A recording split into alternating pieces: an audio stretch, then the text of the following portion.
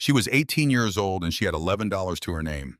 Not the kind of $11 that means dinner is skipped and tomorrow is fine. The kind that means there is no tomorrow, you can plan for only the next few hours, and after that, whatever the world decides to do with you. 19 days later, she would be kneeling on a concrete floor in a town she had never heard of, pressing her palm flat against a slab that did not match the one beside it. It was colder than it should have been. Colder than concrete has any right to be in the middle of an Ohio summer, with the kind of cold that comes from something buried, something that has been waiting in the dark long enough to forget what light feels like. Beneath her hand, something enormous. Not a coin jar, not a rusted box. Something with weight and shape and secrets stacked on top of secrets, sealed under the floor of a building so large it used to be visible from the interstate at night, when its sign still worked, when its light still meant something to the people driving home from second shift. But to understand how a girl with $11 ended up kneeling in the dark beneath a monument nobody in town would even look at anymore, you have to go back to a Tuesday morning in a windowless office where a woman with a stack of folders was already tired of the conversation before it started. If you have ever been told that your time in a place was up and that the decision had already been made without you, you already know what that room felt like.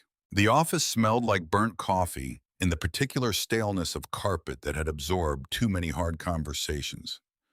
Ms. Radford did not look up when Sadie sat down. She had a stack of folders arranged in the order she planned to close them, and Sadie's was near the top. "You turned 18 on the 9th, Ms. Radford said. "The state's obligation to house you ends today. Your bed's already been reassigned." She said it the way you might read a weather report.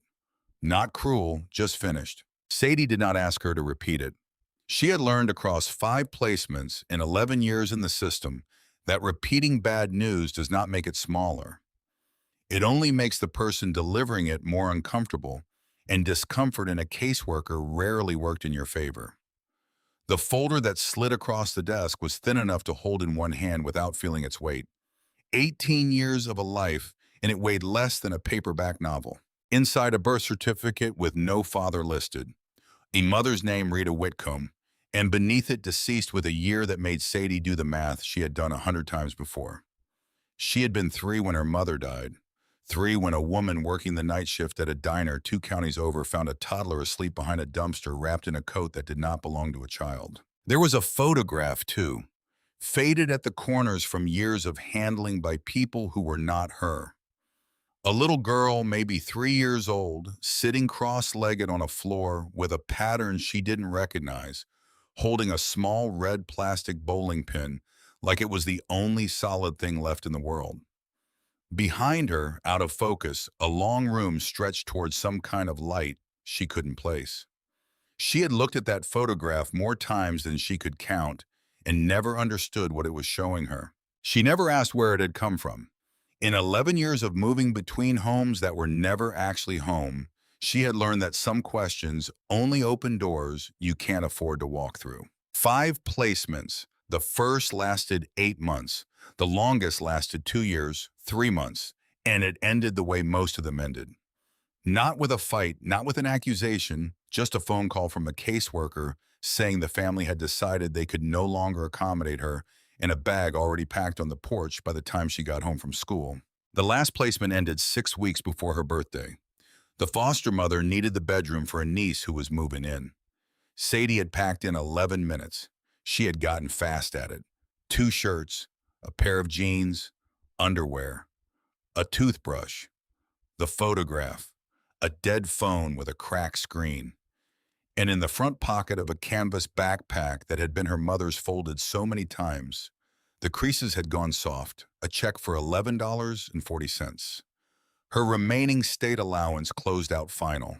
"Is there someone you can call?" Ms. Radford asked the way people ask questions they already know the answer to. "I'll figure it out." Something moved behind the woman's face. Not sympathy exactly. Recognition. She had said this sentence to 100 kids leaving this office, and she would say it to 100 more, and every one of them said the same 3 words back to her, and every one of them believed it a little less than the one before. The hallway outside smelled like floor cleaner, and the particular stillness of a place where no room ever really belongs to anyone. A door closed behind her with the sound of a sentence nobody had bothered finishing. Outside, the sky was the flat gray of late spring in a state that couldn't decide if winter was over. She stood on the sidewalk. Left led toward a strip of fast food restaurants in a parking lot. Right led toward the highway overpass. She had learned exactly one skill in 11 years that no home could take from her: how to read a room before she walked into it, how to pack fast, how to leave without expecting anyone to follow. Nobody followed. She went left because the sun was there, and warmth was the only thing in this world that didn't cost money yet. The first week taught her what the group homes never had to. That hunger runs on a schedule you can learn if you're patient and paying attention. That cold does not run on any schedule at all.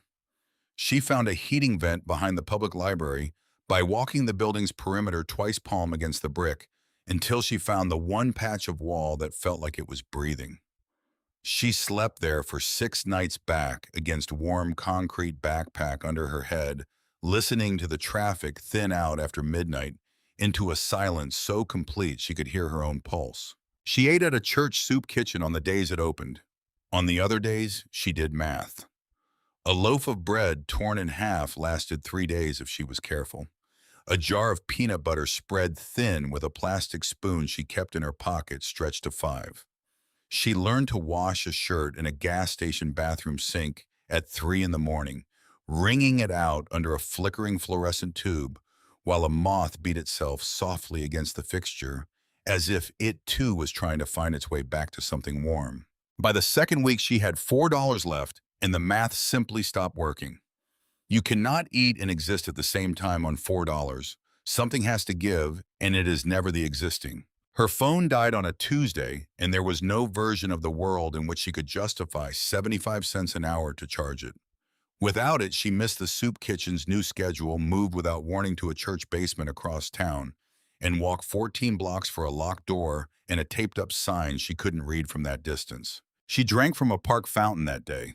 The water tasted like old pipes and made her stomach hurt for an hour afterward, and she stood there next to it for a long while, not because she needed to, but because she couldn't remember the last time anyone had said her name out loud. And the silence had started to feel like something she needed to lean against. Has there ever been a stretch of your life where you went days without anyone saying your name? Not a stranger's greeting. Your actual name spoken by someone who knew you. If you have, you already understand the particular kind of quiet Sadie was walking through. She started walking without a destination which had become its own kind of destination, away from the last place that told her to leave. That was the pattern of her whole life if she was honest with herself, sitting somewhere along a 2-lane road with her feet aching in shoes that had stopped fitting a year ago. Every ending she had ever known began the same way: somebody else, deciding that the space she occupied was needed for something more important than her. A trucker heading south picked her up outside a rest stop, hauling a flatbed of steel roofing panels, bound for a construction supplier 3 states away. He didn't ask questions. He turned up a country station just loud enough to fill the silence, and let her watch Ohio scroll past the window dollar stores with half their letters burned out, gas stations with hand-painted prices, churches with packed lots beside empty storefronts, towns that all seemed to be quietly deciding whether or not they were still towns. He dropped her at a crossroads outside a place called Corbin Falls. The population sign read 4,110, though the main street made that number feel generous, like a figure nobody had bothered updating in a decade. She walked past a barber shop with a hand-lettered closed sign yellowing in the window, a hardware store with a light on, despite the hour, a diner with steam fogging the glass. At the end of the block sat a squat brick town hall with a bulletin board out front, papered over with flyers. A church rummage sale, a missing beagle named Duke, a notice about culvert repairs on County Road 6, and one flyer near the bottom that held her eyes longer than the rest. County tax lien sale, Saturday 10 o'clock. 12 properties each with a minimum bid printed beside it in small business-like type. Most were vacant lots. One was a foreclosed duplex. The last line on the page read, Former Kowalski Grand Lanes, Route 9. Minimum bid $6. She read it twice. $6 would leave her with five. $5 in a building she couldn't heat, couldn't light, couldn't explain to anyone who asked what she thought she was doing. It was by any reasonable measure the worst possible use of the only money she had left in the world. She decided standing there in the fading light that she was going to do it anyway. Saturday came in under a flat, colorless sky, the kind that sits on a town like a lid nobody asked for. Roughly 30 people had gathered on folding chairs on the town hall lawn, coffee cups, steaming in the cold, wading through a county clerk's monotone reading of parcel numbers into a microphone that cut out on every third word. The lots went quickly. A collapsed duplex sold for $1,100 to a man in a canvas coat who barely looked up from his phone. A stretch of overgrown pasture went for $400 to a woman bidding it seemed as a favor to someone not present. The room had the easy rhythm of people who knew each other, who nodded and raised paddles with the comfort of spending money they weren't afraid to lose. Sadie sat in the back row with her backpack in her lap and said nothing until the very end. Last parcel, the clerk said, flipping a page. Former Kowalski Grand Lanes, Route 9. Commercial structure, approximately 42,000 square feet. 24 lanes, mezzanine level, decommissioned 2009. County assessment notes, structural roof failure at the North Tower, standing water throughout, and possible environmental hazard related to lane oil residue in asbestos tile. She paused the way people pause when they already suspect the answer. Minimum bid is $6. Do I have six? Nobody moved. A man in the second row leaned toward the woman beside him and murmured something. She shook her head slowly, the way you shake your head at something too far gone to bother saving. Sadie raised her hand. Heads turned. A girl in a canvas backpack and shoes gone soft at the soles, sitting in the last row with her arm up like she was answering a question in a classroom nobody else remembered being in. $6 from the young lady. Do I hear 10 much? Silence sat in the cold air and did not move. $6 going once, going twice. The clerk let the pause stretch longer than it needed to, as if giving the room one last chance to talk sense into the girl in the back row. Sold. Nobody clapped. Nobody offered congratulations. The man in the canvas coat glanced at her, then looked away the way you look away from something that makes you uncomfortable without quite knowing why. A woman near the front turned around with an expression that had more worry in it than curiosity. Sadie signed the paperwork in the clerk's cramped side office, paid with a 5 and a single from the front pocket of her backpack, and received a single brass key on a plain steel ring. You know what that place needs? The clerk asked, not unkindly, sliding the deed across the desk. No, neither does anyone else in this county. That's why it went for $6. She found it 4 blocks off Main Street at the end of a cracked parking lot, large enough to have once held 200 cars along a stretch of Route 9, where the shoulder had gone soft with weeds. And when she came around the last bend in the road and saw it rising against the flat gray sky, she stopped walking entirely. The building was not small. It was not modest. It was not the kind of forgotten storefront she had been picturing since the flyer. It was enormous, a low, sprawling structure of brick and glass block that stretched nearly the length of a football field, built in the confident, futuristic style of a nation that once believed bigger was always better. And rising above the entrance, cracked and leaning nearly 30 degrees off true, was a tower. 60 feet of curved steel and shattered neon tubing shaped like an impossibly tall bowling pin. The kind of roadside monument that used to be visible from the interstate at night, glowing gold and red for drivers, coming home from second shift, telling them there was still somewhere open, somewhere warm, somewhere loud with laughter waiting for them at the end of a long day. Now the tower tilted like something exhausted, holding on to standing only out of habit. Half its neon tubing had shattered and hung in brittle gray shards. Beneath it, block letters spelling Kowalski Grand Lanes had faded to the color of old newspaper, 3 letters missing entirely, as if the building itself had started forgetting its own name. Vines had claimed the eastern wing, completely curling through broken glass block windows and up support columns shaped in the swooping atomic age curves that used to mean the future had arrived, and it looked like this. The parking lot around her feet had gone to seed grass, grown waist-high in cracked asphalt, and somewhere beneath all of it, faint under the wind, she could still make out the ghost of painted lines that had once organized 200 cars on a Friday night. Ask yourself what it does to a person standing in front of something that big, that broken, and being told it's yours now. Not a room, not an apartment, an entire cathedral of somebody else's forgotten American dream. And the only thing standing between her and it was a brass key she was gripping so hard the edges had started to bite into her palm. The lock stuck. She leaned her shoulder into the frame and pushed until something inside gave way with a groan that echoed out across the empty lot, and the smell rolled out to meet her. Before her eyes had adjusted to the dark standing water mildew, and underneath both something mineral and heavy that stuck at the back of her throat. Old lane oil, decades deep in the wood grain, the smell of 1,000 Friday nights gone quiet all at once. The front counter stretched the width of the entrance, a curved slab of laminate in a shade of turquoise that had once been considered daring. Behind it, a wall of shoe cubbies climbed to the ceiling, not the usual rows of a small-town alley, but hundreds of them, numbered in gold script, holding nothing now but dust and the outline of shapes long since removed.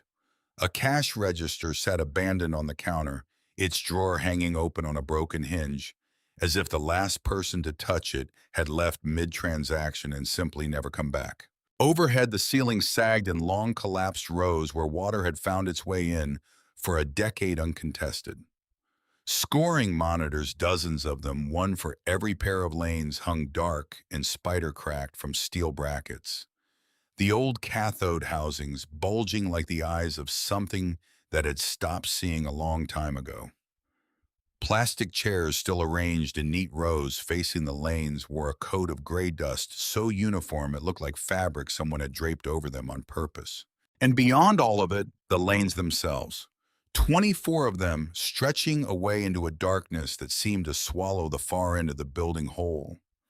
Maple and pine warped in long, rippling waves, where water had crept beneath the boards year after year, the old varnish peeling back in brittle curls like burnt paper. She had learned enough about buildings from a foster father years ago, a quiet man who'd put her to work stripping wallpaper and hauling drywall on weekends, the one placement that had taught her anything useful, to know the difference between a structure that was dying and one that had simply been left alone too long. The brick walls here were solid on three sides.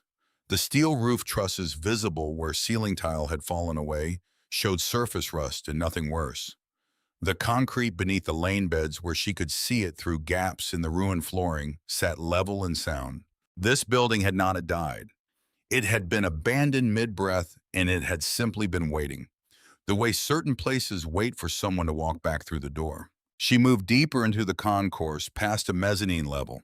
She hadn't expected a full second floor, glass-walled, overlooking the lanes clearly built for banquets and league dinners and birthday parties, its ballroom floor now buckled, and its chandelier fixtures dangling by bare wire. Whoever had built this place had not built a bowling alley. They had built a monument to a Friday night, the biggest one this stretch of Ohio had ever seen. And somewhere along the way, the town around it had gotten smaller, while the building stayed exactly, tragically the same size. On the wall near the mezzanine stairs, half hidden behind a fallen ceiling panel, she found photographs. Not decorative prints, actual black and white photographs, framed the glass cracked, but the images beneath still legible under decades of dust. A young man in a soldier's uniform squinting into a hard foreign sundog tags, visible at his collar. The same man, older now, standing in front of a half-built structure with his hands on his hips and an expression of a man who had decided once and for all that this was going to be his. A grand opening photo ribbon cut a crowd of perhaps 300 people spilling out across a parking lot that had back then been full. A small brass plate beneath the last photograph read Walter Kowalski, founder, 1971. She stood there a long moment, dust drifting lazily in the pale light coming through the broken glass block windows, and felt something she couldn't quite name. Not curiosity exactly.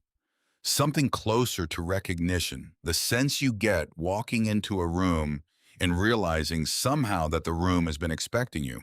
A man had built something enormous here, out of nothing but his own hands, and whatever he'd carried home from a war, most people her age couldn't find on a map.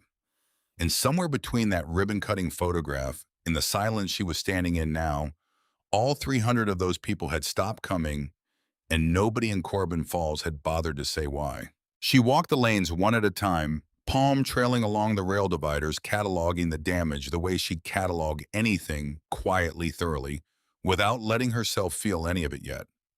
Lanes 1 through 6, warped boards, pooled water at the gutters, damage even and unremarkable. Lanes 8 through 20 more of the same water, finding its level the way water always does. Lane 7 was different. The maple flooring here had not simply warped. It had split and buckled upward in the center, pushed from below as if something underneath had swelled or shifted, with enough force to break the boards apart rather than simply rot them through. Through the gap in the pale light filtering down from a broken skylight 2 floors up, she could see the concrete beneath, and the concrete at Lane 7 did not match the concrete around it.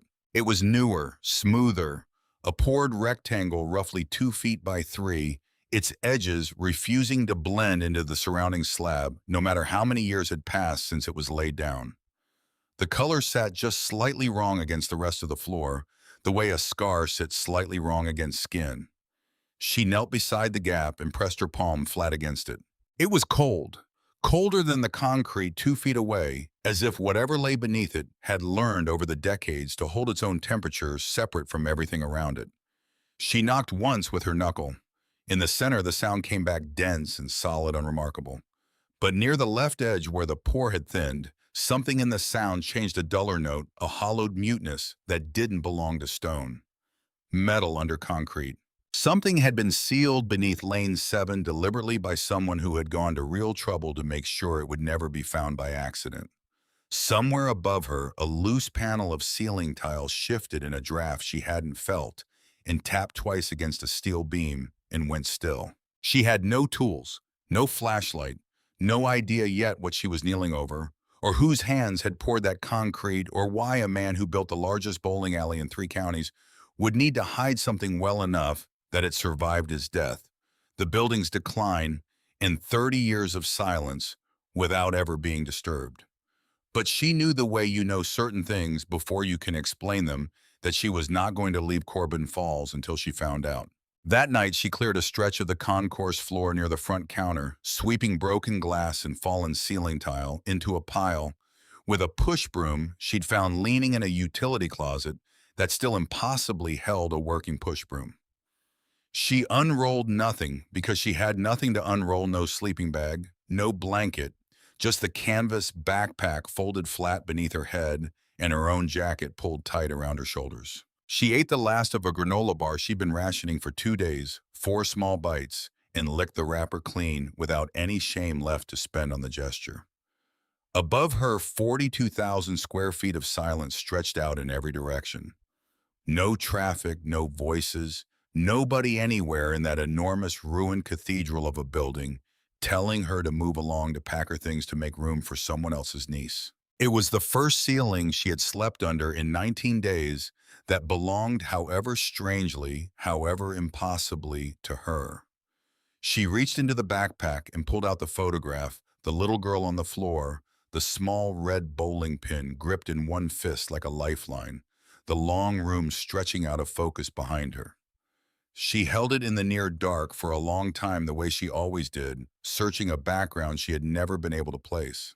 Then she looked up past the collapsed ceiling tiles into the vast dim architecture of a building 40 times the size of anything she'd ever imagined owning, and felt for the first time in longer than she could remember. Something that was not quite hope, but stood close enough to it to borrow its shape for the night. She closed her eyes. Somewhere near the far end of the building, past the dead pin-setting machinery she hadn't reached yet, something loose ticked once against metal in the dark, Patient, unhurried the way old places tick when they've decided after a long silence that someone is finally listening again. By morning, sunlight found its way through the broken skylights and cut long pale stripes across 24 ruined lanes, and dust hung suspended in the light, like something the building had been holding in its lungs for a very long time, waiting for someone to finally let it breathe out. She sat up, looked down the length of Lane 7 at the cold, mismatched patch of concrete still waiting beneath the broken boards, and understood with a certainty that surprised her that whatever Walter Kowalski had buried in this building, he had not buried it carelessly. He had buried it for someone. And she was starting to suspect, though she could not yet say why, that the someone he'd been waiting for might turn out to be her. She woke before the sun fully cleared the tree line, stiff from a night spent on bare concrete, and the first thing she did was walk back to Lane 7 to make sure the cold patch of mismatched concrete had not been some trick of exhaustion and dust. It was still there, still cold, still waiting. By the time she reached Main Street, Corbin Falls was only just beginning to move.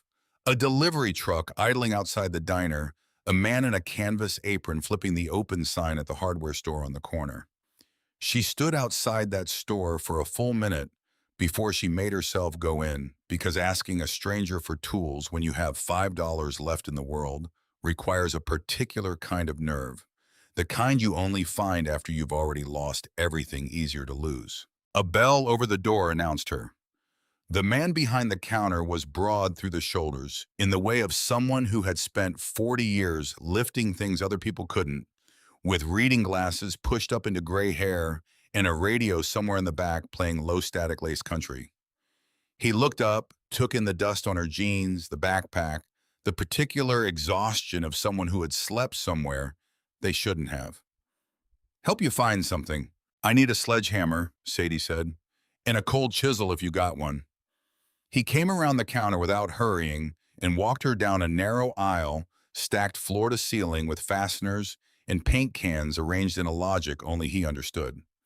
He pulled a 12-pound sledge off a wall rack and set it in her hands.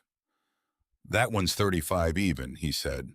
"Chisels are on the end cap, $3 and change." She turned the handle over once and looked at the price sticker, and there was no version of pretending that made sense. "I have $5, she said. There didn't seem to be any point dressing it up. He looked at her for a long moment. Then he looked past her out the front window toward the shattered neon tower rising crooked over the rooftops 4 blocks down, the only building in Corbin Falls tall enough to be visible from where they stood. "You're the one who bought the lanes." It wasn't a question, and she didn't answer it like one. He was quiet, another beat, weighing something behind his eyes. Then he pulled the sledgehammer back toward himself, tucked it under one arm, and reached for a cold chisel off the end cap without being asked twice. "Take them both. Bring them back when you're done." He held out his free hand. "Hank Sutter." "Sadie." She shook it. His grip was the kind that had spent a lifetime holding things steady. "Don't thank me," he said before she'd even opened her mouth to try. "Just don't lose my chisel." He walked her to the door himself, and just before she stepped back out into the gray morning light, he stopped at a small refrigerator behind the register and pulled out a paper sack folded twice at the top. "Wife makes extra," he said, setting it on the counter beside the tools. "Don't read into it." 2 acts of quiet kindness from a stranger before 9 in the morning, and Sadie had learned across 11 years in 5 different houses that were never quite homes that people rarely explained kindness when they offered it. They just handed it over and moved on to the next thing, as if pausing to acknowledge it might somehow use it up. She carried the sledgehammer and the paper sack back down Main Street past the diner, where a woman in a flour-dusted apron watched her through the fog glass, a beat too long, and into the enormous hollow quiet of Kowalski Grand Lanes. She ate half the sandwich standing at the front counter, turkey, thick-cut, better bread than she'd tasted in weeks, and saved the rest for later, folded carefully back into the paper. Then she walked to Lane 7 and got to work. The remaining maple boards came up in pieces under short, controlled swings, the way a foster father years ago had taught her to break drywall before hauling it to the curb. Not wild, not wasteful, just patient, deliberate force applied exactly where it was needed. Old lane oil trapped in the wood grain for decades, released with each splintering crack, a thick mineral smell that hung motionless in air that hadn't moved in years. Beneath the wood, the concrete lay fully exposed now. The rectangle, roughly 2 feet by 3, smoother and paler than the slab around it, its edges cut clean by someone who had known exactly what they were doing and had taken their time doing it. She switched to the chisel, angled it low against the seam, and struck it in short, measured taps that rang out through the empty concourse and echoed back at her off 24 dead lanes and a mezzanine full of broken chandeliers. The work took most of the morning. Her palms blistered against the chisel's handle. Sweat ran down between her shoulder blades, despite the building's permanent damp chill. Twice she stopped, certain she'd heard something. A settling beam, a shifting panel, nothing. And twice she made herself go back to the work, because stopping to listen to an empty building's imagination was a luxury she couldn't afford with $5 in a stranger's borrowed tools. By early afternoon, a fist-sized chunk of concrete broke free at last, and underneath it, gray and faintly rusted, she saw the unmistakable flat plane of steel. She worked faster after that, chipping the perimeter loose in a widening ring, brushing debris away with bare hands that had long since stopped caring about the dust ground into every crease of her skin. An hour later, the shape was fully exposed, a squat steel safe roughly 2 feet wide, painted a gray that had blistered and flaked with age, a single keyhole set into its face where a combination dial should have been. She tried the brass key from the tax sale. It didn't come close to fitting. Too wide, too plain, cut for a door lock, and nothing more sophisticated than that. She sat back on the edge of lane, 6 arms trembling, and looked at what she'd uncovered. Whatever waited inside that safe had been sealed there by someone who intended for it to stay hidden, possibly forever, possibly only until the right person came looking. If you found something buried this deliberately, this carefully, would you already know in your gut that it wasn't an accident someone had forgotten about, that it had been left there on purpose, waiting? She crossed the street again, dust in her hair, one palm split open and stinging, and found Hank pricing a shipment of deck screws near the back of his store. "I need bolt cutters," she said. He straightened slowly. "What did you find?" "A safe under lane 7. He didn't ask a single follow-up question. He simply reached for a pair of long-handled bolt cutters off the wall, pulled his jacket off a hook by the register, and flipped his own sign to back in 20 minutes without a trace of hesitation, as if this were exactly the kind of interruption a man his age had been quietly hoping for. They crossed the street together in silence. Hank ducked through the ruined front doorway of Kowalski Grand Lanes and walked the length of the concourse toward lane 7. Without a word, his boots crunching over broken ceiling tile. His eyes moving once briefly up toward the leaning neon tower visible through a gap in the roofline, the way a man's eyes move over an old photograph of someone he used to know. He knelt beside the safe. He let a breath out slowly before he spoke. "Walter always said this whole place was his lucky building," Hank said mostly to himself. Figured he meant the bar receipts. His own father, Hank added without being asked, had bowled a few lanes down from Walter most Wednesdays back in the 70s, back when half this county worked the same mill and the other half worked for somebody who did. Walter's own people had come up the same hard way. He set his grandfather off a boat from Poland with nothing but a rail ticket and a willingness to break coal for a living, his father spending the whole of the Second War running cable at the same steel mill, too old to ship out and too proud to sit still while younger men did. Walter himself had gone to Korea at 20, came home at 23 with a duffel bag and a temper he mostly kept to himself, and spent the better part of 2 decades after that working mill hours and saving every spare dollar until he had enough to build something that belonged to nobody but him. 3 generations of Kowalski men, Hank said, spending their whole lives building things that belonged to somebody else, right up until Walter finally decided different. He fitted the bolt cutters around the shackle of an old corroded padlock, bolted through a hasp Sadie hadn't noticed beneath the grime. The first bite dented the shackle without breaking it. The second went deeper. On the third, the metal gave with a sharp crack that rang off the far wall of the empty building, and did not entirely fade before Sadie had already reached down and pulled the door open. Inside, a single canvas bag, dark green, heavier than its size should have allowed. She lifted it out, untied the drawstring with fingers that had gone unsteady for the first time all day, and looked down into rolls of cash bound with rubber bands gone brittle and cracked with age. Hundreds. Fifties.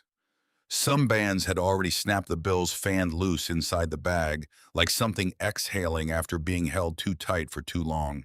They carried it to the front counter and spread it across the turquoise laminate. Hank found an old scorecard behind the register and tallied while Sadie sorted, and the two of them worked in a silence that had nothing awkward in it at all, just the low, steady rhythm of two people quietly confirming that something impossible had in fact just happened. $83,000. Sadie stood there with her blistered palm throbbing and looked at more money than she had ever seen in one place in her life, spread across a counter in a building she had bought for $6 less than 48 hours earlier, and felt strangely, deliberately calm. Maybe because she'd never held anything worth trembling over before. Maybe because some part of her, some quiet, unspoken part, understood already that this was not the end of what Lane 7 had to say. Somebody buried that under a bowling lane and poured concrete over it, Hank said, looking at the money and then at the ragged hole in the floor. That's not forgetting something. That's planning for it. Sadie didn't answer right away. She was looking past the money down the long, dark corridor of dead lanes stretching toward the mezzanine, thinking about a man in a soldier's uniform, in a cracked photograph on the wall, and a name Walter Kowalski found her 1971 that had suddenly stopped being a brass plaque and started being a person she needed to understand. She walked to the diner that afternoon because a woman there had watched her a beat too long through fogged glass that morning, and something told her that particular look had a story attached to it. The diner was small, 8 tables, a long counter lined with stools, a kitchen visible through a pass window where a radio played gospel low enough to be background rather than intrusion. 2 men sat at the counter over coffee that had gone cold an hour ago. The woman in the flour-dusted apron was wiping down the register when Sadie sat down. She brought coffee without being asked. Black steaming set down without ceremony. "Doris Malone," she said. "I own this place. Saw you crossing the street this morning looking like you'd been wrestling a building." "I found a safe under lane 7, Sadie said. She didn't mention the number. "I need to know about Walter Kowalski." Something shifted behind Doris's expression, the easy warmth she'd walked over with, folding into something more careful, more considered, the look of a woman deciding how much of a long story a stranger actually deserves. "Walter built that place in 1971, she said, finally wiping her hands on her apron, though they were already dry. "Came back from Korea in '53 with nothing but a duffel bag and a temper he kept mostly to himself. Worked steel mill hours for damn near 2 decades, saving every spare dollar, and then one day just decided this town needed something bigger than anything within 80 miles of it." She said it like a fact she'd repeated many times, worn smooth at the edges from handling. 24 lanes, a ballroom upstairs for wedding receptions and league banquets. That tower out front, you could see it lit up from the interstate at night, red and gold, like the whole building was on fire in the best way a building can be. She paused, arms crossed now, looking somewhere past Sadie's shoulder toward a version of the building that no longer existed anywhere except in memory. For 20 years, that place was the center of this county. Friday nights, you couldn't get a lane without calling ahead 3 days. Saturday mornings, any kid in this town bowled for free, 9 to noon every week, rain or shine, paid straight out of Walter's own pocket. He sponsored the high school team, ran fundraisers for the volunteer fire department. Man never once let anybody see him do a kind thing. He just did them quiet and moved on before you could thank him properly. She exhaled slowly. Walter Kowalski was the most generous man this town ever had, and also the most private. Those two things lived in him at the same time and never seemed to fight each other. Have you ever known someone like that? Someone who gave everything and never once asked to be thanked for it? If you have, you already understand why a whole town might still be talking about a man 3 decades after he stopped walking through it. What happened to it? Sadie asked. Doris's jaw tightened just slightly. The IRS happened to it. Late 80s, they came in hard on cash-heavy businesses all through this part of the state, bowling alleys, laundromats, anywhere that handled a lot of bills and not enough paper trail. They said Walter'd been underreporting for years. Walter swore up and down his books were clean, said he'd signed nothing that admitted otherwise. She shook her head slowly.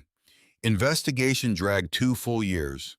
Lawyers, auditors going through every receipt the man had kept since the day he poured the foundation. 3 weeks before it was set to go to trial, Walter had a heart attack. Alone. Right out there on Lane 7, late at night, cleaning crew found him the next morning. The diner had gone quiet around them. Even the 2 men at the counter had stopped their conversation, the way people go still around a story they've heard before, but never tire of respecting. After he passed, his wife Wanda tried to keep the doors open. But the IRS doesn't stop a case just because the man at the center of it does. They froze every account he had. She couldn't make payroll, couldn't pay the electric, closed the place for good within 2 years. Doris's voice dropped quieter now, the practiced ease gone out of it entirely. Sat boarded up a good while after that. Then somebody from the next county picked up the lease around 96, ran it cheap for another decade or so. Cheaper lanes, thinner crowds, until he gave up on it too, right around 2009. Been empty ever since. She shook her head. Took $110,000 off Wanda over the better part of those first years, though. Penalties, interest. She sold the house, sold the car, ended up moving in with a niece 2 towns over for a while, and when that fell through, she landed in the care facility out on Route 12, where she's been for longer than I like to think about. Is she still alive? 84 years old, sharp as a tack, mean as a hornet if you cross her. For the first time, something like a smile crossed Doris's face. You go see her, tell her Doris sent you, and tell her whatever you found in that floor, she deserves to hear it from somebody before she doesn't have the years left to hear much of anything at all. Sadie finished her coffee, slowly turning the cup in both hands, thinking about a man who had built the largest, brightest building in 3 counties out of nothing but a war behind him, and a stubborn refusal to let anyone see him struggle, and about how that same stubbornness had ended up costing his wife everything he'd spent a lifetime building. She thought about the cold spot beneath Lane 7 and the $83,000 now stacked in a torn paper bag under the front counter of a building she owned, and understood with a clarity that settled somewhere deep in her chest that this was not simply money someone had forgotten about. This was a decision a frightened man had made in the dark, and somebody else had spent 30 years paying for it in the daylight. Hank drove her out to the care facility the next morning in a pickup old enough that the dashboard had cracked clean through down the middle, the radio locked permanently onto a single AM station that faded in and out with the hills. He didn't come inside. He said he'd wait in the lot, and something in the way he said it told her this wasn't the first time he'd made that particular offer to someone who needed to walk through those doors alone. The facility sat at the edge of the next town over a long, low brick building with a circular drive and a flagpole out front, the flag hanging still in air with no wind in it at all. Inside, the hallway smelled like floor cleaner, laid over something sweeter. Lavender, maybe fighting a losing battle against institutional quiet. Wanda Kowalski, Sadie told the woman at the front desk. Room 14, down the hall, last door on the left. The hallway was fluorescent lit handrails running the length of both walls. Doors open on either side onto rooms that held the backs of heads turned toward televisions. Nobody seemed to be watching. It was the particular quiet of a building that wasn't peaceful so much as managed the way certain places become quiet when nobody expects anything more to happen in them. Room 14's door stood half open. A woman sat in a chair by the window looking out at a parking lot that offered nothing worth looking at. Small, silver-haired hands resting on the arms of her chair with the faintest visible tremor. But when she turned her head at the sound of footsteps, her eyes were sharp behind wire-rimmed glasses, taking Sadie's measure with the unhurried thoroughness of someone who had long since stopped wasting energy on people who didn't matter. My name's Sadie Whitcomb, she said. I bought the bowling alley at the tax sale a few days ago. Wanda studied her for a long moment. Her expression didn't change. "Sit down," she said finally. Sadie sat in the only other chair in the room, a straight-backed wooden thing with a thin cushion, and did not immediately say how much she had found. She told her simply that there had been a safe, that it had been sealed under Lane 7 with concrete poured deliberately over the top. Wanda went very still. Her hand stopped trembling entirely, the way a hand goes steady when something finally matters enough to hold itself together for. "Walter knew they were coming for him," she said at last, her voice low and level. The voice of someone who had waited 3 decades to say these particular words out loud to somebody who could actually hear them. "The last year before he died, he was moving money. I told him to stop, told him to just pay whatever they wanted and be done with the whole mess." She folded her hands in her lap. He wouldn't hear it. Said paying it would mean admitting he'd done something wrong, and he hadn't, and he wasn't going to spend the rest of his life agreeing with people who were lying about him. She looked out the window a long moment before continuing. "He watched 3 friends of his lose absolutely everything in investigations just like his. Men who ran clean businesses same as he did. The government froze their accounts before there was ever a trial, and by the time the courts sorted any of it out, the money was long gone. The houses were gone. He swore that wasn't happening to us." Consider for a moment what it must be like to watch someone you love make a decision out of fear that ends up costing you everything decades after they're no longer here to explain themselves. "He used to say if anything ever happened to him, the building would take care of me," Wanda said. And something moved briefly across her face, not quite a smile, something older and more complicated than that. "I thought he meant it the way you'd mean it about any business. Keep the doors open, the money keeps coming. I never once thought he meant it literally." She was quiet for a long moment, her eyes distant. "After he passed, I searched that whole building myself.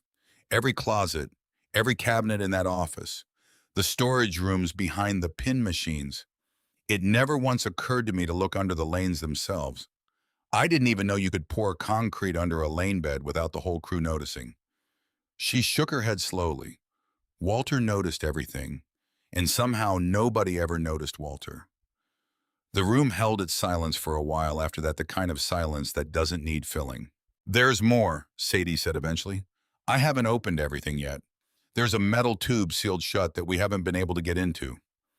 Wanda's hands went still again, and for the first time since Sadie had walked in, something that looked almost like fear crossed her face. Not fear of bad news exactly, but fear of the particular weight that comes with finally getting an answer you've waited 30 years to receive. "Then you'd best go find out what's inside it," she said quietly. "I've waited 3 decades. I imagine I can wait one more day." That night back at the building with Hank's tools returned and a new set borrowed for the tube itself, Sadie slept on the concourse floor, again closer this time to the front doors, telling herself it was only because the section near Lane 7 still had exposed rebar poking through the broken boards. She woke twice before dawn to the low, unmistakable sound of an engine outside, moving slowly, deliberately, the way a car moves when someone behind the wheel isn't going anywhere in particular, but wants to be seen looking. Each time, by the time she'd gotten to the broken glass block window near the entrance, the road was empty, taillights already receding into the dark beyond the reach of the one working street lamp on the block. If you found something worth more than your entire life savings hidden in a building nobody else wanted, how long would it take before you started wondering who else knew it was there? She didn't mention the car to Hank the next morning.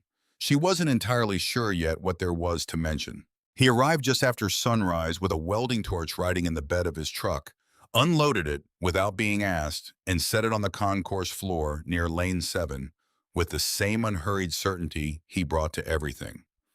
He handed her a pair of safety glasses, pulled on thick leather gloves, and knelt beside the sealed metal tube she'd left overnight on the front counter. The torch caught with a low hiss. Blue flame walked slowly along the welded seam at one end of the tube, the metal glowing first orange, then a pale, dangerous white spark scattering across the counter and dying before they could land on anything that mattered. The smell of hot steel filled the ruined front of the building, sharp and clean against the mildew smell that had settled into everything else. It took nearly 10 minutes. When the weld finally gave, Hank twisted the cap free with gloved hands and tipped the tube gently, and a small cloth bag slid out onto the counter. Dark fabric gone heavy with age, far too heavy for its modest size. Sadie loosened the drawstring. Gold spilled out across the counter in a dull, unpolished pile. 30 coins each, roughly the size of a silver dollar, but noticeably heavier, the particular dense flat color of old metal that had spent decades sealed away from any light at all. Hank lifted one to the window, turning it slowly between two fingers. On one face, a man's profile in stern relief. On the other, an antelope caught mid-leap. Krugerrands, he said. South African gold. My own father collected these back in the 70s. Everybody with any sense did once the oil crisis hit and people stopped trusting paper the way they used to. He weighed the coin in his palm. 1 troy ounce apiece. These'll run somewhere between 2,300 and 2,500 apiece right now, depending on the market. Sadie did the math slowly, watching the pile catch the pale morning light. That's somewhere around $70,000, Hank said. Give or take. 70,000 in gold, 83,000 in cash, $150,000 buried in careful stages beneath the floor of a building that had cost her 6. Is this legal? She asked. Can I actually keep it? Hank was quiet a moment, turning the coin over once more before setting it down. Depends who it belongs to, I suppose. Property found sealed into the structure of a building generally passes with the deed. That's the way the law tends to lean when the original owner's long gone and nobody's contesting it. He looked at her, then steady serious. But Walter's wife is still alive, still sharp, still living 20 minutes from here in a room she can't afford to leave. That tends to change how a person ought to think about what's fair, whatever the paperwork says is legal. Sadie looked at the gold a long while and didn't touch it again. She was still standing there when the phone at the front counter rang, an old rotary set she hadn't even known still had a working line, its bell rattling loud enough to startle them both. Hank picked it up out of habit, listened a moment, and held it out to her, his expression gone carefully neutral. It was a man's voice, smooth, unhurried, introducing himself before she'd said a word. Desmond Kettering of Kettering Development, calling to say he understood a young lady had recently taken possession of the old Kowalski property, and that he'd very much like to come by and discuss what he called a fair and generous offer for a building that was, in his words, more liability than asset at this point. She told him she wasn't interested in selling. He said he'd stop by anyway, just to talk, no obligation at all, and hung up before she could tell him not to bother. That man's father used to bowl here on Wednesday nights, Hank said quietly once she'd set the phone back in its cradle. Back when this place still had all its lights on. He shook his head slowly, the way you shake your head at something that doesn't quite add up yet, but will eventually, if you're patient enough to wait for it. 2 days later, the SUV pulled into the cracked parking lot outside Black Recently Washed, despite the dust everywhere else in Corbin Falls, moving with the unhurried confidence of someone who had never once had to wonder whether he belonged somewhere. The man who stepped out wore a gray suit that fit like it had been measured twice. Shoes polished to a shine that looked almost offensive against the weed-choked asphalt. He walked to the open front doorway and stopped there, taking in the ruined concourse, the leaning neon tower visible through the gap in the roof above him, with the calculating patience of someone doing quiet math behind an otherwise pleasant expression. "You're the new owner," he said. Not a question. Sadie set down the coin she'd been holding. "I am. We spoke on the phone. Desmond Kettering." He offered a business card she didn't take. "I develop commercial properties across this part of the state. I've had my eye on this corridor for going on 2 years now." His gaze moved past her out across the enormous overgrown parking lot. This lot alone could anchor a logistics facility big enough to bring 300 jobs back to this county. This building's not worth saving, it's worth clearing. "It's not for sale," Sadie said. 8,000, cash within the week. "It's not for sale." He studied her for a long moment, something behind his composed expression quietly recalculating the way a man recalculates when a number he expected to work simply doesn't land the way he planned. "Think it over," he said. and tucked the untaken card back into his jacket without any visible offense. "I'll be in touch." "You don't know what this building's already given me," Sadie said. He looked at her a moment longer, something unreadable passing behind his eyes, and then he got back into the SUV and drove away without another word, leaving nothing behind him but tire tracks through waist-high grass and a silence that felt for the first time since she'd arrived in Corbin Falls distinctly unfinished. Word had a way of moving through a town the size of Corbin Falls faster than anyone ever quite explained, and by the following week, people simply began arriving. A retired electrician spent an entire Saturday up on a ladder rewiring the scoring bracket lighting without being asked twice. A plumber came through and replaced corroded pipe under the old kitchen sink.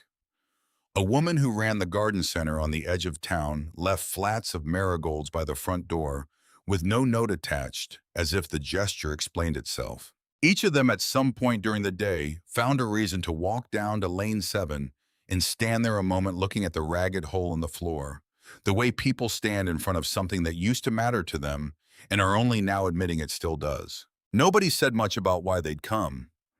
Sadie noticed that pattern early and stopped asking because she was beginning to understand that in a town like this, showing up quietly was its own complete sentence, and asking someone to explain it out loud only made the gesture smaller than it actually was. She kept working the building room by room in the days that followed, clearing debris, cataloging damage, learning the particular geography of 42,000 square feet, the way you learn the shape of a scar.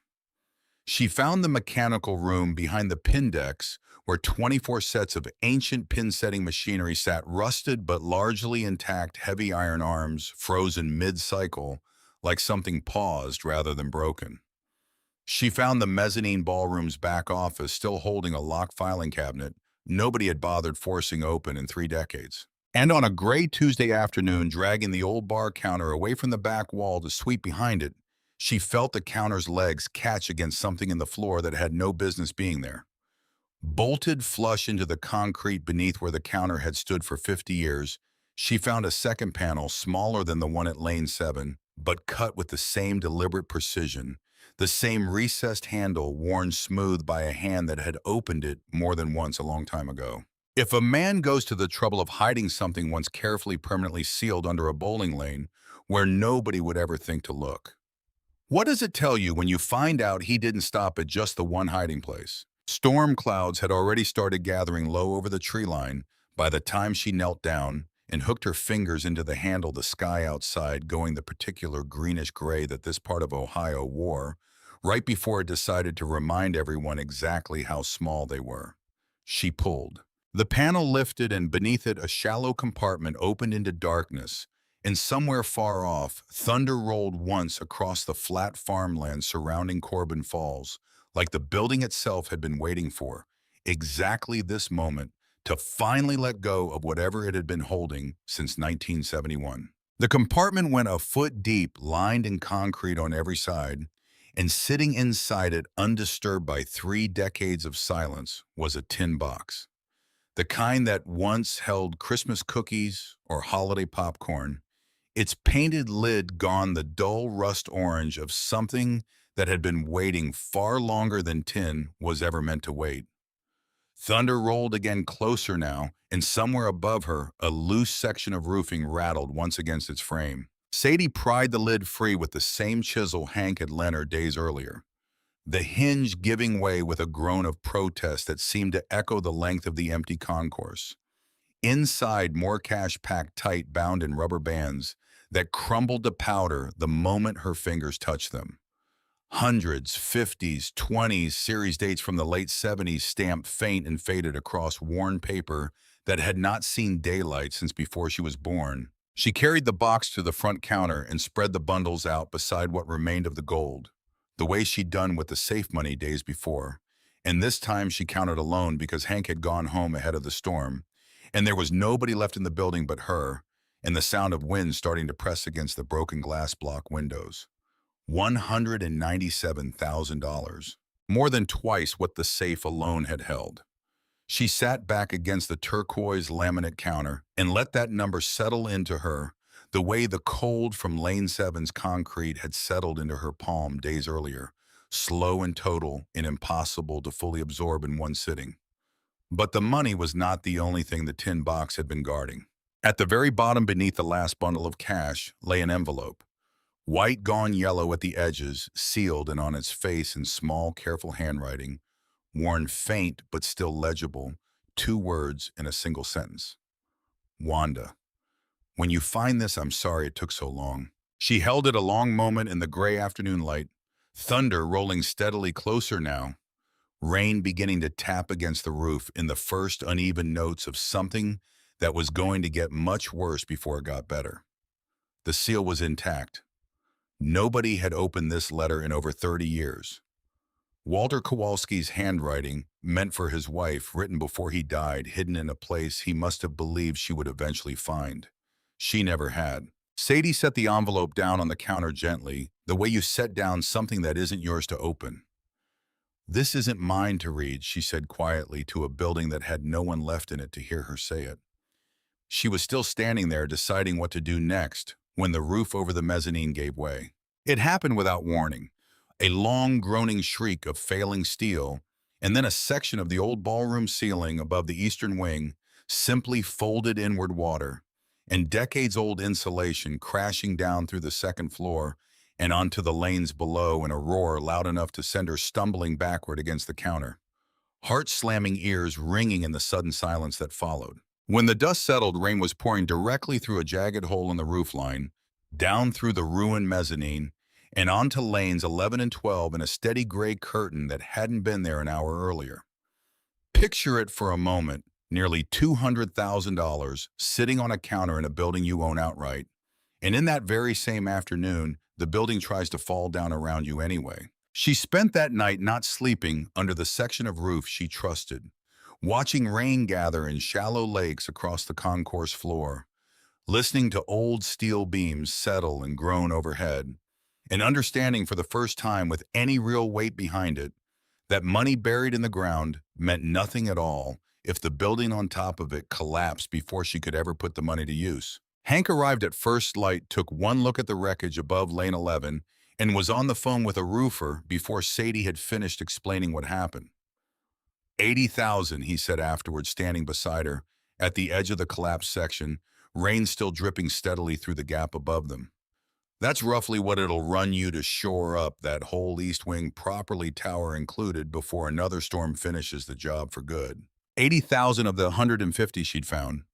More than half of it gone before she'd spent a single dollar on anything else, before Wanda had seen a cent of it, before the letter in her pocket had even been delivered. She thought about Desmond Kettering's business card still sitting untouched on the front counter, where she'd refused to take it. $8,000 for the whole property. A number that had sounded insulting 3 days ago, and now standing beneath a hole in her own roof, with rain running down the back of her collar, sounded almost reasonable if she let herself think about it too long. She didn't let herself think about it too long. She drove to the care facility that afternoon in Hank's borrowed truck envelope, on the seat beside her farmland, scrolling past the windows in flat gray sheets of standing water from the storm. She didn't play the radio the whole way there. Wanda was in the same chair by the same window when Sadie walked in, and her eyes went straight to the envelope before Sadie had said a single word. "I found something else," Sadie said. "Under the bar this time. There was money with it. And this." She held the envelope out. Wanda's hand came up from the armrest, reached for it, and stopped an inch short. Fingers trembling, not the faint tremor Sadie had noticed on her first visit, but something deeper, something that had clearly been waiting 30 years for exactly this moment, and had no idea now that it had arrived how to hold itself together. She took it at last, turned it over, ran one thumb slowly across the ink of her own name and her husband's handwriting, and closed her eyes for a long moment, the envelope pressed flat against her chest, like something she was afraid might disappear if she let it go. Then she opened it. 2 pages, handwritten front and back in the same careful blue ink. Wanda read them once in silence, lips pressed, thin jaw tightening slightly with each line. She read the second page, and then went back and read the first again, more slowly this time, as if she needed to be certain she hadn't imagined any of it. When she finished, she set the pages carefully in her lap. "Would you like me to read it to you?" she asked. Sadie nodded. Wanda's voice when she began was steady in a way that suggested she had waited a very long time to hear these particular words spoken aloud and had decided she was not going to let her own hands shake through the hearing of them. "Dear Wanda, I don't know when you'll find this. I hope it's soon. I hope it's not too late for it to matter." She paused, breathed once continued. "I hid the money because I was afraid. Not of the government. Of losing you. Of watching you lose the house, the car, everything we built together piece by piece in front of the whole county.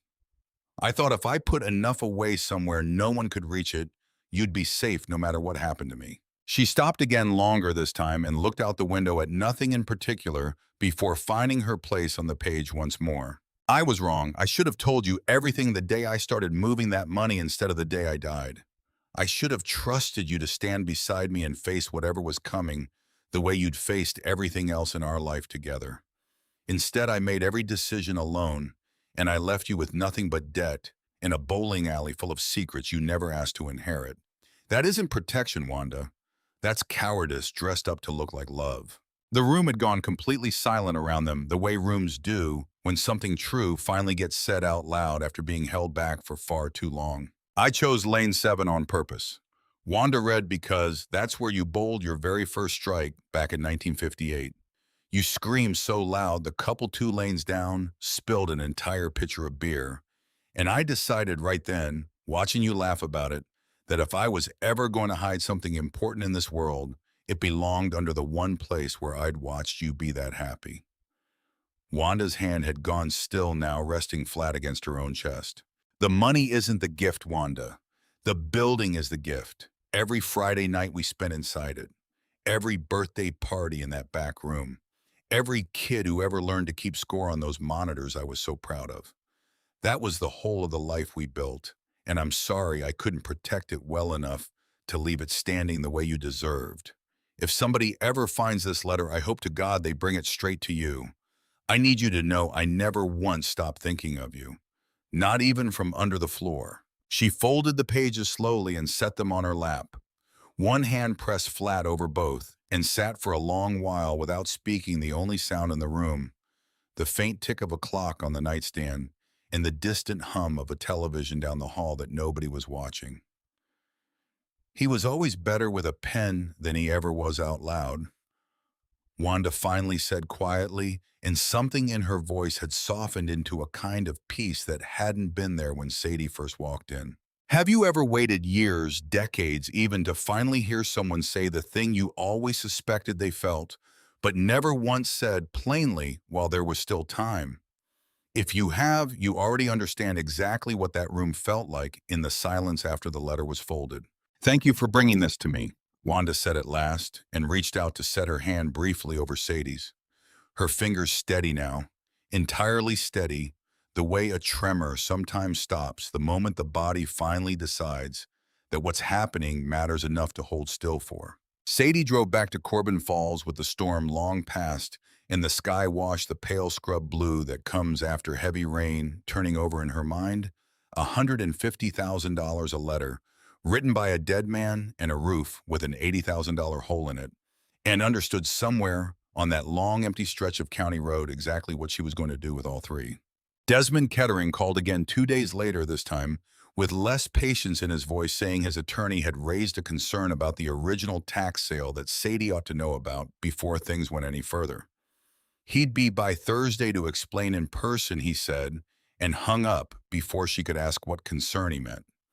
He arrived Thursday morning with a man in a gray suit carrying a leather briefcase and the unhurried expression of someone who billed by the quarter hour. "We've filed a petition with the county to review your tax sale," Desmond said, standing in the cracked parking lot with his arms folded, rain-softened grass already growing back around his shoes. "There's reason to believe an unresolved federal lien from the original IRS proceedings against the Kowalski estate may still attach to this parcel. If that lien predates your purchase, the sale is void, and the property reverts to the county for resale. He said it pleasantly, almost gently, the way a man says something he expects to win regardless of how it lands. I'd rather not make this ugly, but I will if I have to. Sadie walked past both of them into the building without a word and returned a few minutes later carrying a folder she'd spent 2 evenings organizing after her first visit to Wanda Walters' old business records. Ledgers, tax filings, correspondence with an accountant long since retired or passed on. She set it on the hood of Desmond's SUV. The IRS closed the case against Walter Kowalski's estate in 1998, she said. Wanda paid the last of the penalties that year and the lien was released and recorded with the county the same week. There's no outstanding federal claim on this property. Your petition's going to say so once your attorney actually reads the file. The lawyer opened the folder without a word, flipping through pages, checking dates against dates. His expression sliding slowly from confidence into something closer to professional discomfort. Buried near the bottom of the same folder tucked behind an old insurance renewal. Sadie had also found a photocopied county planning notice from 3 years back. A proposed interchange rerouting Route 9 directly past the old parking lot, a project that would triple the land's value overnight if it ever cleared committee. Kettering Development's name sat right there on the filing listed among the parties who'd requested the review. She hadn't understood what she was looking at the first time she'd read it. She understood now. You're not clearing this lot for a logistics center, she said before Desmond could speak again. You've known about the interchange proposal for 3 years. You wanted this parcel before anybody else in this county thought to ask what it was about to be worth.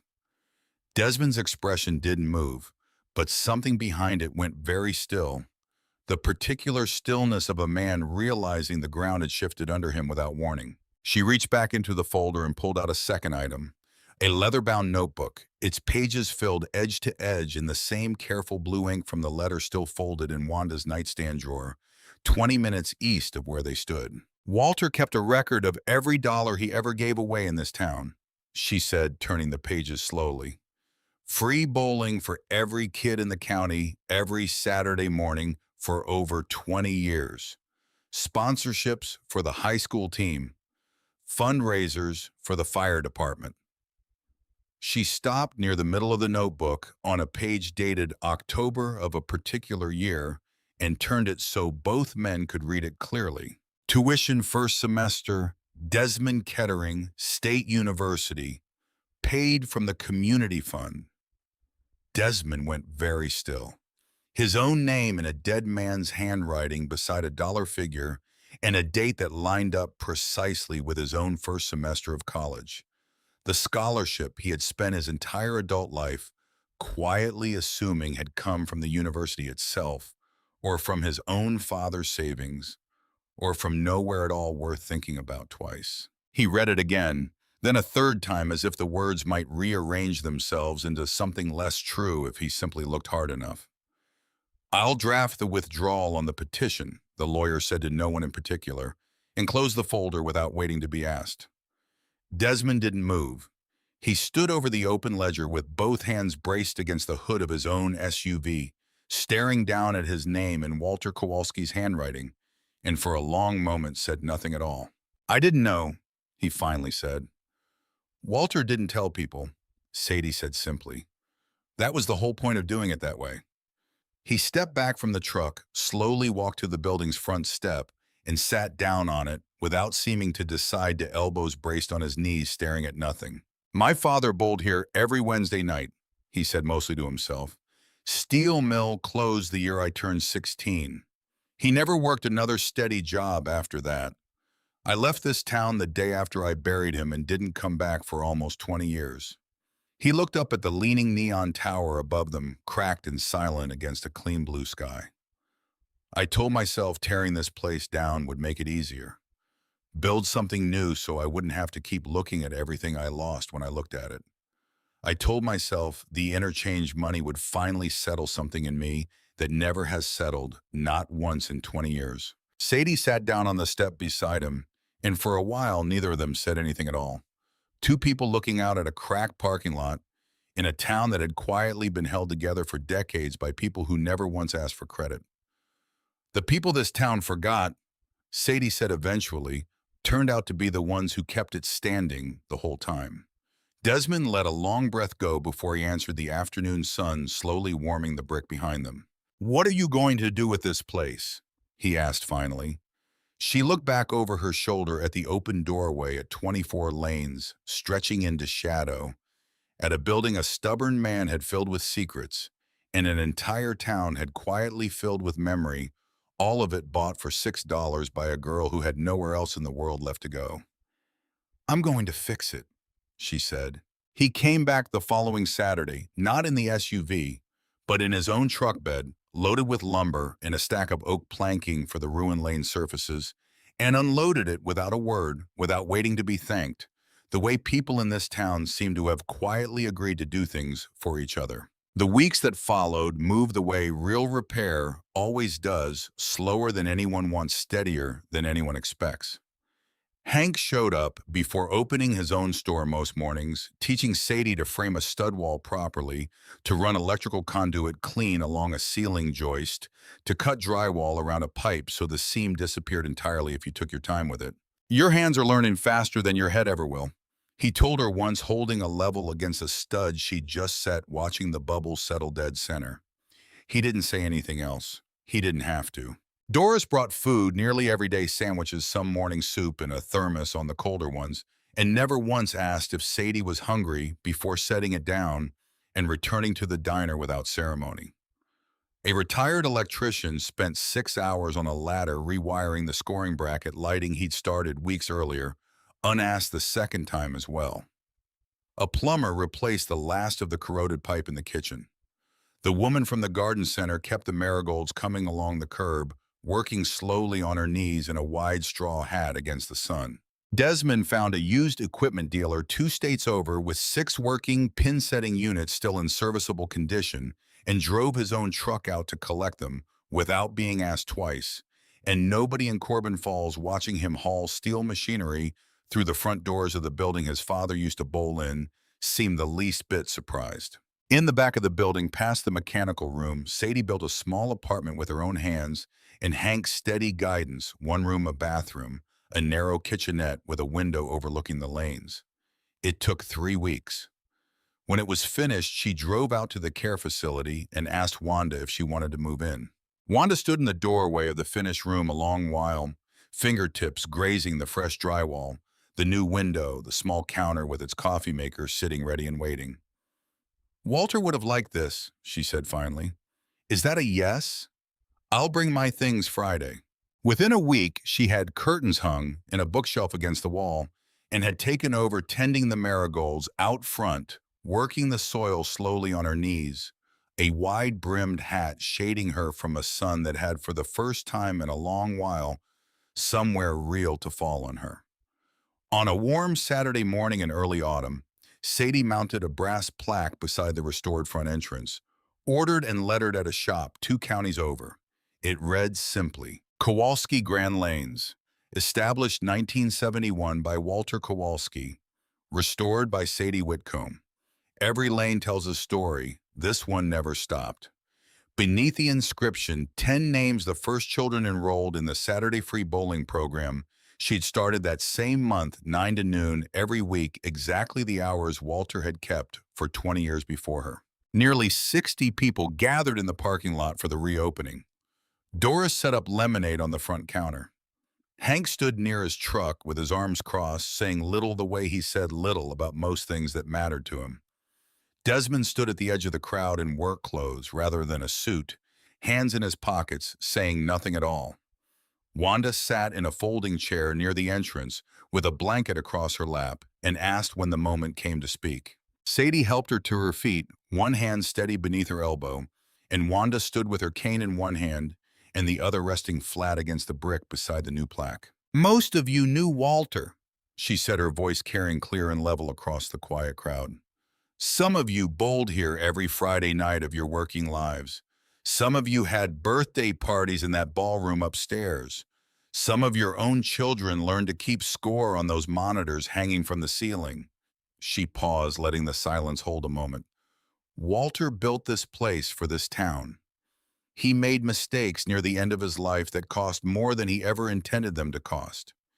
He was afraid, and being afraid made him quiet when he should have spoken, and it cost the woman standing right here more than any of you will ever fully know.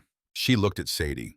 A girl none of us had ever met found what Walter left behind, and instead of keeping it quietly for herself the way anyone here would have understood if she had, she brought it back to this town and to me. She paused once more, her voice steady, unhurried. Her name is Sadie Whitcomb. And I believe wherever Walter is, he'd tell you she bowled about as close to a perfect game as this life allows. The applause that followed was quiet, respectful, the sound of people recognizing something that had been standing directly in front of them for weeks, without any of them quite finding the right word for it yet. That evening, after the folding chairs had been stacked against the wall and the last of the lemonade poured out, Sadie turned on the lane lights, all 24 of them, at once. The overhead fluorescence went dark and warm. Amber strips glowed up along the floor beside each lane, scoring monitors flickering blue overhead neon trim along the restored bar, pulsing a low, steady red for the first time in over a decade. The building looked entirely different lit this way. Not a ruin any longer. Not even simply a project finished. A place where people had once come and would now come again to throw a heavy ball at 10 pins and feel for an hour or two like nothing else in the world mattered quite as much. Later alone, Sadie climbed the steel ladder, bolted to the mezzanine's back wall, and pushed open the roof access hatch above the section Hank had reinforced weeks earlier. She sat at the edge with her feet hanging over the side, the whole of Corbin Falls spread out below her. In the fading light, the diner, the hardware store. Small yellow squares of window light scattered across houses she'd walked past as a stranger only weeks ago. She pulled the old photograph from her backpack, the one she'd carried through 5 foster placements and 11 years without ever understanding what it showed her. The little girl on an unfamiliar floor, the small red bowling pin gripped tight in one fist, the long room stretching out of focus behind her. She had never once been able to place that background. She set it now beside a second photograph she'd found weeks earlier, tucked behind a warped ceiling panel in the old office, and had quietly framed Walter and Wanda, standing arm in arm in front of a brand new building. The neon tower behind them lit whole and bright against a night sky. Both of them younger than Sadie had ever imagined, either of them being both of them smiling in a way that suggested the whole world still felt entirely theirs. 2 photographs side by side on a rooftop ledge. She looked at the background of her own picture again more carefully this time in the last of the daylight, the long room stretching away behind a 3-year-old sitting on a floor. Rows of something in the distance. Fixtures overhead that she suddenly, with a slow, cold certainty rising in her chest, recognized. 24 lanes stretching into soft, out-of-focus light. She sat very still for a long moment, the wind moving gently across the rooftop, and understood all at once exactly where that photograph had been taken. It didn't undo the rest of the story in her file. Her mother had still left her behind a dumpster 2 counties away on a night nobody had ever explained. But it meant this building had known her first sometime before the end, before whatever finally broke her mother down completely. Somebody had brought a 3-year-old here once to watch the lanes, to hold a toy pin under real lights, and only afterwards somewhere else entirely had let her go. She thought of Wanda's story of a young mother who used to come around sometimes briefly in the years after the alley reopened under new ownership, someone the old staff barely remembered anymore, gone as quickly and quietly as she'd arrived. She thought of a name in an old intake record she'd never once connected to anything real. She thought of a building that had apparently been waiting far longer for her than she'd ever imagined. That's the thing about a building, if you sit with it long enough to really understand it. It doesn't stop holding a family's story just because the locks change, or the money runs dry, or the people who built it are no longer alive to explain what any of it meant. It simply waits, quietly, patiently. The way certain places wait for decades, if they have to, for someone to finally walk back through the door and recognize what they're standing in. Kowalski Grand Lanes had been waiting for Sadie Whitcomb for 15 years without ever once knowing her name. Sadie Whitcomb was 18 years old and homeless, and had $11 to her name on a Tuesday morning in a windowless office where a stranger told her without much feeling either way that her time was up. She spent 6 of what was left on an abandoned bowling alley, 3 counties away, the largest one this part of Ohio had ever built, cracked and leaning and covered over in vines, and found beneath its floor enough money and enough truth to change 2 lives that had nothing to do with each other until somehow they had everything to do with each other. It was the best $6 she ever spent. The lane light stayed on below her long after the last car pulled out of the parking lot, glowing warm and steady against the dark, and somewhere far off inside the building, a single pin fell on its own, the sound rolling gently out across a place that had finally, after all these years, remembered exactly how to hold people again.